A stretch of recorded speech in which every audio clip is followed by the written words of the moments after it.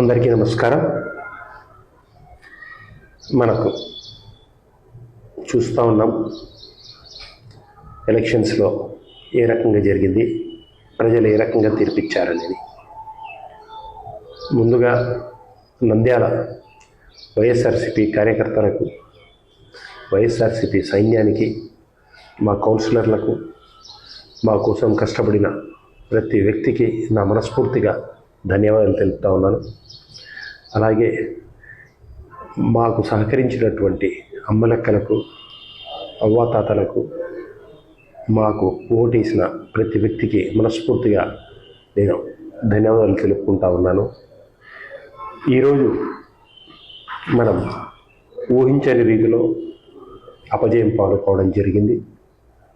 మా కార్యకర్తలు కానీ, మా సుశిక్షితులైన మా వైఎస్ఆర్సీపీ సైనికులు ఎవ్వరే కానీ అధైర్యపడాల్సిన అవసరమైతే లేదు.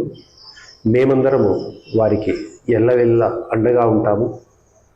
నంద్యాల అభివృద్ధికి, ఆంధ్ర రాష్ట్ర అభివృద్ధికి మేము అన్ని రకాలుగా సహకరిస్తాము.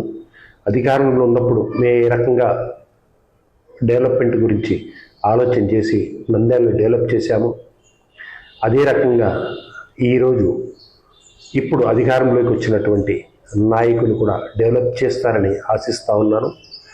ఒకవేళ వాళ్ళు చేయకపోతే వాళ్ళు డెవలప్ చేసే రకంగా మేము ప్రతిపక్షంగా ఉండి వాళ్ళను నిలవేస్తాము.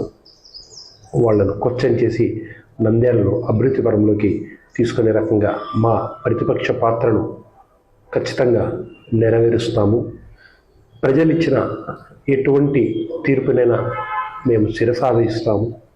మరొకసారి మా వైఎస్ఆర్సీపీ కోసం శ్రమపడినటువంటి మా కార్యకర్తలకందరికీ, కౌన్సిలర్లకు, మిగతా వాళ్ళకందరికీ మేము ఎల్లప్పుడూ తోడుగా ఉంటామని చెప్పేసి శిల్పమోహన్ రెడ్డి, శిల్ప రవిచంద్ర కిషోర్ రెడ్డి, మేము అందరము మీకు అండగా ఉంటామని చెప్పేసి ఎల్లవేళలా మీకు అందుబాటులో ఉంటామని చెప్పేసి మరొకసారి తెలుపుకుంటూ సెలవు తీసుకుంటాం.